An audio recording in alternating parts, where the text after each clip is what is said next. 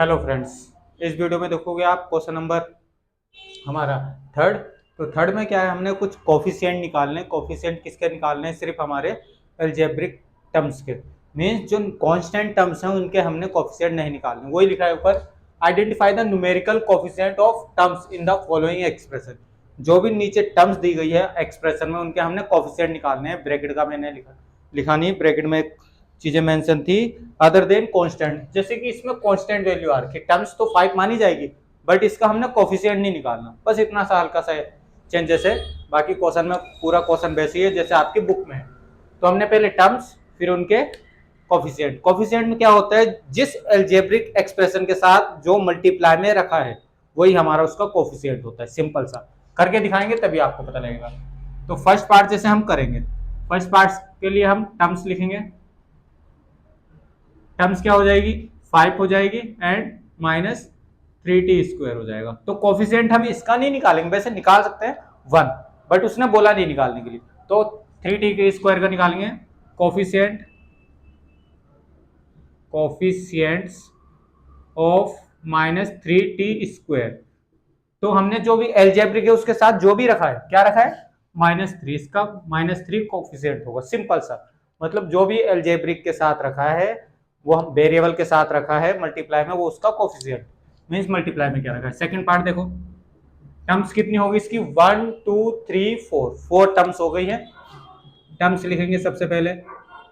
Terms हमारी होगी 1 comma T comma t² t³ भी है। तो ये 4 टर्म्स। तो कोफिशिएंट इसके 3, इसके नहीं, 1 का कोफिशिएंट 1 ही होगा बट t का निकालना है, t² का, और इनके साथ तो कुछ दिख ही नहीं रहा, तो कुछ नहीं दिख रहा है तो 1 सबका।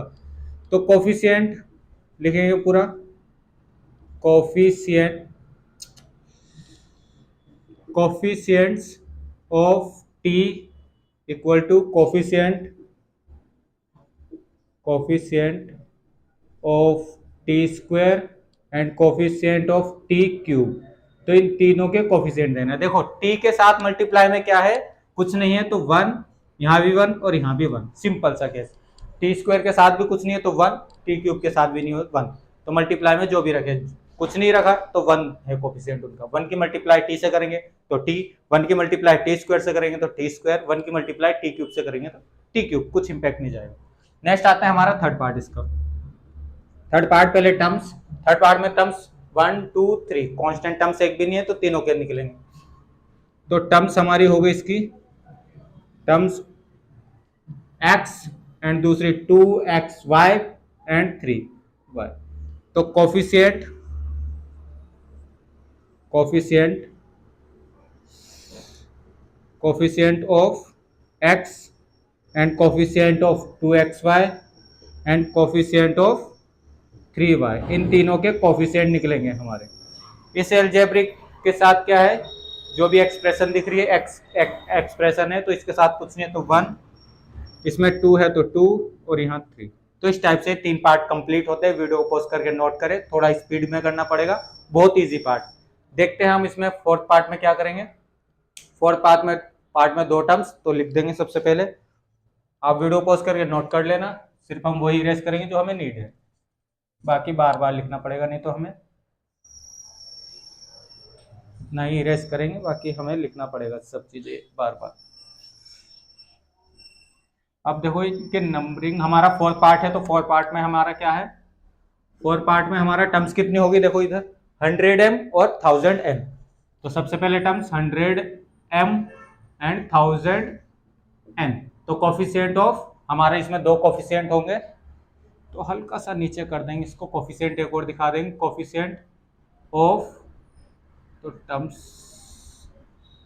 कोफिशिएंट ऑफ किसका, हमारा किसका जाएगा, देखो 100m का 100m लिखेंगे और नीचे 1000n लिखेंगे। तो इनके कोफिशिएंट क्या हो जाएंगे, इसका 100 हो जाएगा और इसका 1000 हो जाएगा।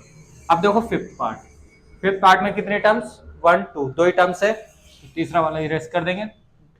अब 2 ही टर्म्स है तो माइनस p² और q²। नेक्स्ट है हमारा 7pq, तो इनके कोफिशिएंट -p² q² का एंड 7pq का। जब कोफिशिएंट निकालेंगे, कोफिशिएंट क्या होगा, देखो इसमें माइनस है तो कुछ नहीं है तो -1 है, सिंबल के अकॉर्डिंग -1 आ गया, नहीं तो 1 लिखते अगर माइनस नहीं होता। फिर इसका आ गया हमारा 7, सिंपल सा। ये हो गया हमारा 5th पार्ट।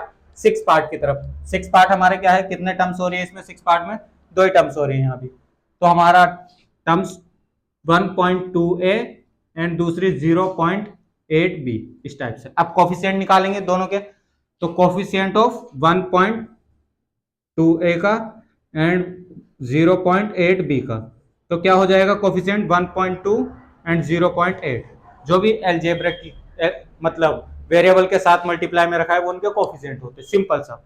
आगे आता है हमारा नेक्स्ट पार्ट, ये था हमारा 6 पार्ट।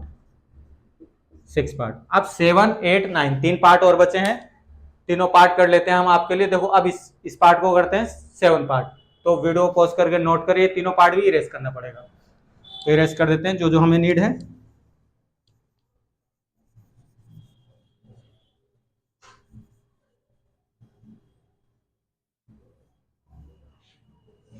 इसमें हमें इतनी ही नीड पड़ने वाली है। अब देखो 7 पार्ट में हमारा है क्या, उतना ही इरेज किया है जितना हमें नीड है, ये बार बार लिखना पड़ेगा हमें। 7 पार्ट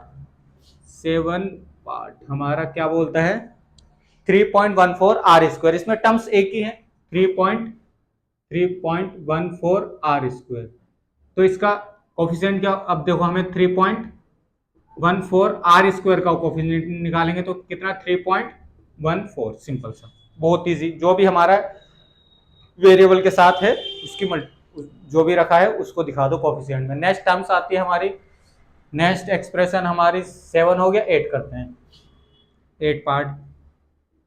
8 में क्या निकल के आता है, कितने टर्म्स, देखो इसमें टर्म्स ही नहीं दिख रही, तो इस टाइप से हम जब इसको सॉल्व करेंगे, 12 प्लस 2b, इस टाइप से। तो हमारी 2 टर्म्स है इसमें, तो 12 एंड 2b, 2 टर्म्स, तो 12 एंड 2b की कोफिशिएंट, इसका भी 2 और इसका भी 2, सिंपल सा, बहुत इजी। l के साथ भी हमारा 2 रखा है और b के साथ भी 2 रखा है। आगे आती है नेक्स्ट टर्म्स हमारी, लास्ट हमारा टर्म्स 2 निकल के आती है इसमें, 0.1 y 9 है क्वेश्चन, पार्ट हमारा 9। तो पार्ट 9 में हमारा टर्म्स कितनी है, 2 हो रही है, जैसे कि दिख रहा होगा आपको, 0.1 y एंड दूसरा हमारा 0.01 y स्क्वायर। तो इस टाइप से हमारी 2 टर्म्स हो रही है। तो टर्म्स देखते हैं हम, अब इनके कोफिशिएंट निकालने हैं। 0.1 y का कोफिशिएंट हो जाएगा 0.1 और 0.01 y स्क्वायर का हो जाएगा हमारा 0.01, सिंपल सा। मीन्स जो भी वेरिएबल के साथ मल्टीप्लाई में रखा है वो उसका कोफिशिएंट होता है, सिंपल सा केस। अगर कुछ नहीं रखा है वेरिएबल के साथ, जैसे कि ओनली t है या t स्क्वायर है, कुछ नहीं है तो +1, अगर कभी -t का निकालना है तो -1, सिंपल से केस रहते हैं हमारे, बहुत इजी पार्ट। बाकी वीडियो पॉज करके स्टेप बाय स्टेप आप नोट करें। आशा करते हैं क्वेश्चन जरूर समझ में आ गया होगा। बहुत जल्द मिलेंगे इसके क्वेश्चन नंबर 4 में। धन्यवाद।